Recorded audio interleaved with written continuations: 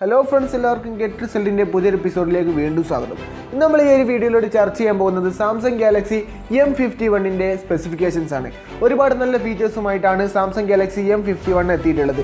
അതേസമയം തന്നെ ഇവിടെ ഏറ്റവും ഹൈലൈറ്റ് ചെയ്ത് നിൽക്കുന്നത് ഈ ഒരു ഫോണിൻ്റെ ബാറ്ററിയാണ്.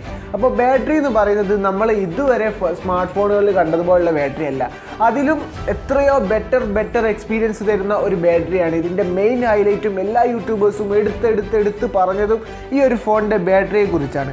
അപ്പോൾ ഈ ഒരു ഫോൺ ഉണ്ടെങ്കിൽ ശരിക്കും നമുക്കൊരു പവർ ബാങ്ക് ക്യാരി ചെയ്യേണ്ട ആവശ്യമില്ല. ഒരു പവർ ബാങ്കിൻ്റെ പൈസ കൂടി നമുക്ക് ലാഭിക്കാനായിട്ട് പറ്റും ഈ ഒരു ഫോൺ വാങ്ങുന്നതിലൂടെ.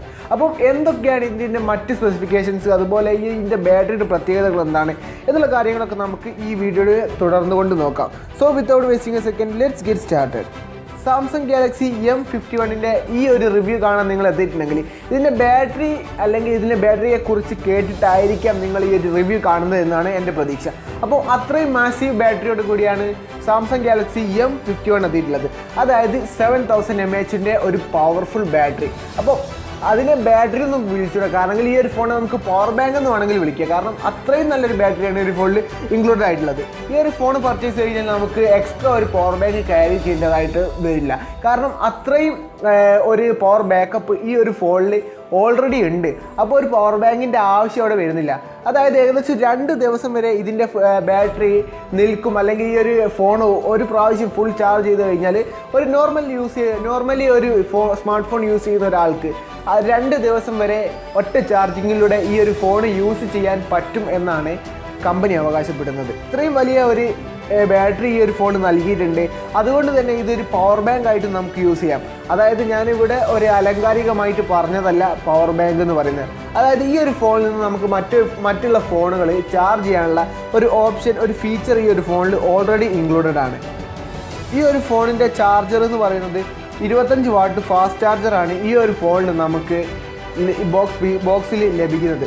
അപ്പോൾ ഏകദേശം ഒരു 10% മുതൽ 100% വരെ ചാർജ് ആകുന്നതിന് വേണ്ടിയിട്ട് 1 മണിക്കൂറും 50 മിനിറ്റുമാണ് ഈ ഒരു ഫോണിന് വേണ്ടിയിരുന്നത്.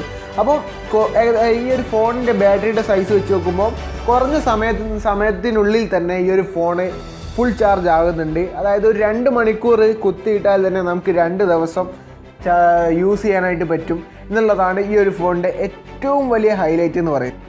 അതേപോലെ തന്നെ എടുത്തു പറയേണ്ട മറ്റൊരു ഫീച്ചറാണ്, ഒരു നീണ്ട ഇടവേളയ്ക്ക് ശേഷമാണ് സാംസങ്ങിൻ്റെ ഫോണിൽ നമ്മളൊരു സ്നാപ്ഡ്രാഗണിൻ്റെ പ്രൊസസ്സർ കാണുന്നത്.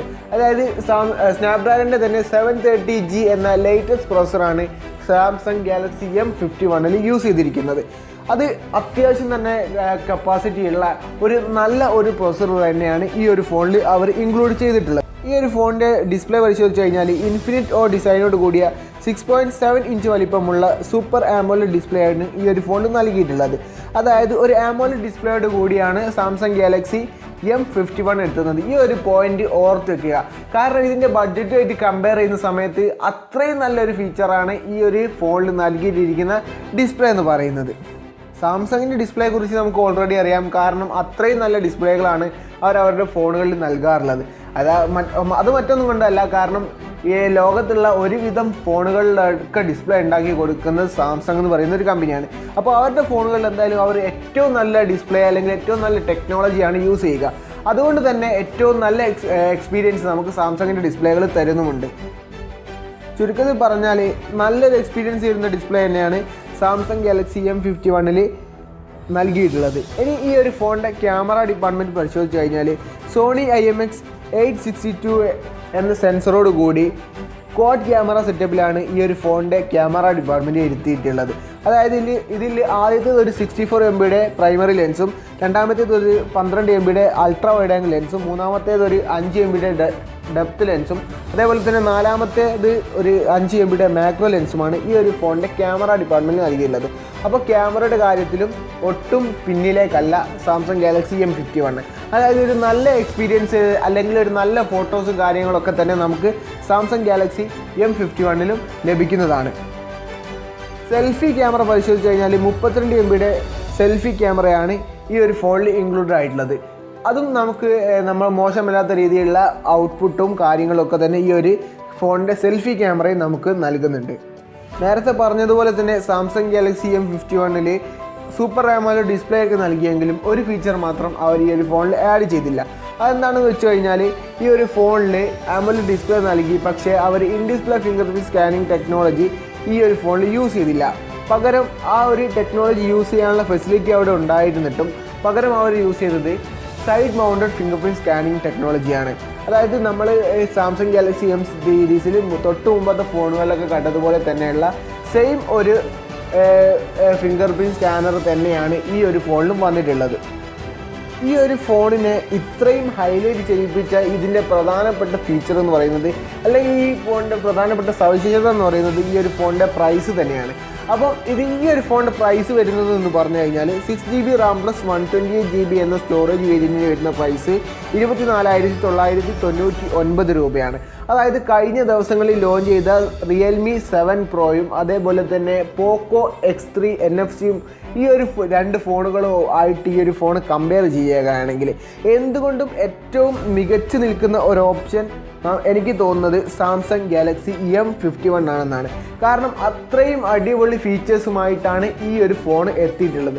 അപ്പോൾ എൻ്റെ ഒരു അഭിപ്രായം എന്ന് പറയുന്നത്, ഈ ഒരു 3 ഫോണുകളിൽ നിങ്ങൾ എന്നോടൊരു ഫോൺ ചൂസ് ചെയ്യാൻ വേണ്ടിയിട്ട് പറയുകയാണെങ്കിൽ എൻ്റെ കയ്യിൽ 25,000 രൂപ ഉണ്ട് എങ്കിൽ, അതായത് 23,000 24,000 ആ ഒരു ബഡ്ജറ്റ് റേഞ്ചിലാണ് മറ്റ് 2 ഫോണുകളും വരുന്നത്. പോക്കോ X3ക്ക് ഒരു പക്ഷേ അതിലും കുറയാനുള്ള സാധ്യതയുണ്ട്.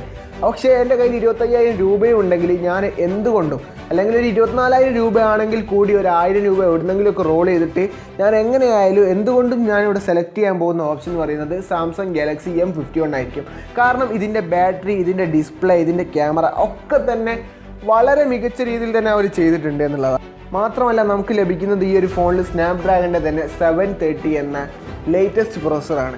അതായത് സാംസങ്ങിൻ്റെ ഫോണിൽ സ്നാപ്ഡ്രാഗണിൻ്റെ പ്രോസസ്സർ കൂടെ വരാമെന്ന് പറഞ്ഞാൽ അതൊരു അടിപൊളി കോമ്പിനേഷൻ തന്നെയാണ്. അതായത് ഈ ഒരു സബ്ജക്റ്റിനെ കുറിച്ച് ഓൾറെഡി ഞാനൊരു വീഡിയോ ചെയ്തതാണ്, സാംസങ്ങിൻ്റെ സ്നാപ്ഡ്രാഗൺ വേഴ്സസ് എക്സിനോസ് എന്ന് പറഞ്ഞിട്ട്. അപ്പോൾ അതിൽ ഈ ഒരു കാര്യങ്ങളൊക്കെ ഡീറ്റെയിൽഡ് ആയിട്ട് പറയുന്നുണ്ട്. കാരണം സ്നാപ്ഡ്രാഗണിൻ്റെ പ്രോസസ്സറിന് വേണ്ടിയിട്ട് എല്ലാ ആപ്പുകളും ഗെയിംസും കാര്യങ്ങളൊക്കെ തന്നെ ഓൾറെഡി ഒപ്റ്റിമൈസ്ഡ് ആണ്. അപ്പം ഏറ്റവും നല്ല എക്സ്പീരിയൻസ് നമുക്ക് സ്നാപ്ഡ്രാഗണിൻ്റെ പ്രോസസ്സറുകളിലാണ്. ഏതൊരു ഗെയിം ആയാലും, ആൻഡ്രോയിഡ് ഗെയിം ആയാലും അല്ലെങ്കിൽ ഏതൊരു ആൻഡ്രോയിഡ് ആപ്ലിക്കേഷൻ ആയാലും നമുക്ക് ഏറ്റവും നല്ല പെർഫോമൻസ് ലഭിക്കുന്നത് സ്നാപ്ഡ്രാഗണിൻ്റെ പ്രോസസ്സറുകളിലായിരിക്കും. അപ്പം അതുകൊണ്ട് തന്നെ ഇവിടെ സ്നാപ്ഡ്രാഗണിൻ്റെ പ്രോസസ്സർ ഉണ്ട്, നല്ലൊരു ക്വാഡ് ക്യാമറ സെറ്റപ്പ് ഉണ്ട്. അതിൽ തന്നെ ഏറ്റവും ലേറ്റസ്റ്റ് സോണിയുടെ സെൻസറായ IMX682 എന്ന നല്ലൊരു മികച്ച സെൻസർ യൂസ് ചെയ്തിട്ടുണ്ട്. അതേപോലെ തന്നെ ബാറ്ററി എന്ന് പറയുന്നത് അത്രയും മാസീവ് ബാറ്ററിയാണ്. 2 ഡേ ആണ് ഇതിൻ്റെ ഒരു ലൈഫ് എന്ന് പറയുന്നത്. അതേപോലെ തന്നെ നമുക്ക് ഒട്ടുമിക്ക ഫീച്ചേഴ്സുകളൊക്കെ തന്നെ 25,000 രൂപ എന്ന ബഡ്ജറ്റ് റേഞ്ചിൽ വിത്ത് AMOLED ഡിസ്പ്ലേയിൽ നമുക്ക് ലഭിക്കുന്നുണ്ട്. അപ്പോൾ എൻ്റെ മുമ്പിൽ ഞാൻ നേരത്തെ പറഞ്ഞ പോക്കോ X3, റിയൽമി 7 പ്രോ, M51 ഈ ഒരു 3 ഫോണുകളിൽ ഞാൻ ചൂസ് ചെയ്യുക. എന്തുകൊണ്ടും 100% ഷുവർ ഞാൻ ചൂസ് ചെയ്യാൻ പോകുന്നത് സാംസങ് ഗാലക്സി M51s ആയിരിക്കും. ഒരു പക്ഷേ ഇത് ചിലപ്പോൾ സ്മാർട്ട് ഫോണുകളിലുള്ള ഒരു തുടക്കമായിരിക്കും. അതായത് ഒരുപാട് ഫീച്ചേഴ്സ് ഒരു കുറഞ്ഞ ബഡ്ജറ്റ് റേഞ്ചിൽ അല്ലെങ്കിൽ ഒരു താഴ്ന്ന തരത്തിലുള്ള ബഡ്ജറ്റ് റേഞ്ചിലേക്ക് കൊണ്ടുവരാൻ കഴിയുന്നുണ്ട്, അല്ലെങ്കിൽ അങ്ങനെയും ഫോണുകൾ നിർമ്മിക്കാൻ കഴിയും എന്ന് സാംസങ് തെളിയിച്ചിരിക്കുന്നു. അപ്പോൾ ഈ ഒരു വീഡിയോ നിങ്ങൾക്ക് ഇഷ്ടമുണ്ടെങ്കിൽ ലൈക്ക് ചെയ്യുക, അതേപോലെ തന്നെ ഷെയർ ചെയ്ത് കൊടുക്കുക.